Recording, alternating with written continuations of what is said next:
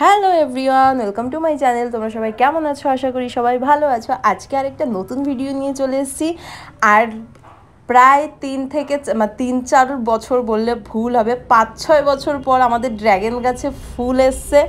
আর যে কোনো জিনিসই না মানে অনেক অপেক্ষা করার পর যদি সেই জিনিসটা হয় তো তার আনন্দ একটা আলাদাই থাকে। যাই হোক, দেখো আমাদের ড্র্যাগন গাছের ফার্স্ট ড্র্যাগন হয়েছিল, আর সেই ড্র্যাগনটা না একটু ছোটোই হয়েছিল, মানে একদম ছোট, হাতের মধ্যে চলে আসে।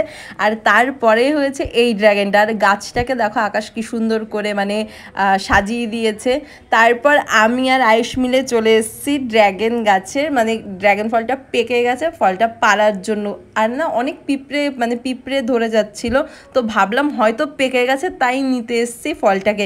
আর ফলটাকে দেখো কি দিয়ে মানে আটকে রাখা হয়েছে, ডালগুলো ঝুলে যাচ্ছে, এই জগটা দিয়ে আটকে রেখেছি। পরে ফলটা পেরে নিলাম, আর পেকেই গেছে, যার জন্য মানে বেশিক্ষণ লাগেনি, জাস্ট কয়েকটা প্যাচ দেওয়ার পরেই ফলটা খুলে হাতে চলে এসেছে। আর আয়ুষ মানে যে কোনো জিনিসে আয়ুষ একটু বেশি এক্সাইটেড থাকে। বাজার থেকে কোনো জিনিস কিনে আনা আর নিজের বাড়ির গাছের ফল হোক বা যে কোনো জিনিস, তার আনন্দই একটা আলাদা। আর এই যে আমাদের গোলাপ গাছে অনেক গোলাপের কড়ি এসে, আর এই একটা গোলাপ ফুল ফুটেছে একই রকম, দুটো কালারই একরকম, পিঙ্ক পিঙ্ক। তারপর এসছি মাকে দেখানোর জন্য, বাট মা এখানে রান্নায় ব্যস্ত, মানে মা এখানে সন্দেশ বানাচ্ছে। এরপরই চলে আসলাম ড্র্যাগন ফলটাকে কাটার জন্য।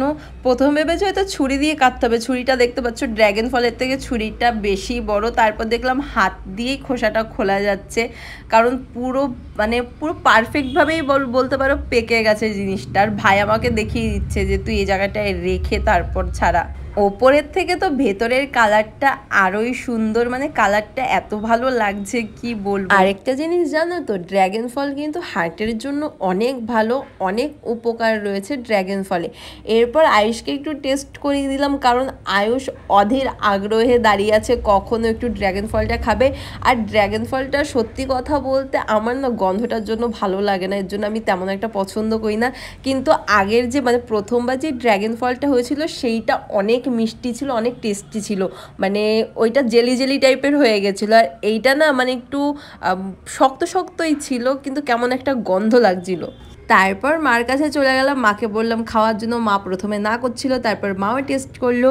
আর এদিকে মা বানাচ্ছে সন্দেশ, যেটা আমার খুব ফেভারিট। আজকের মতো এইটুকুনি, টাটা বাই বাই।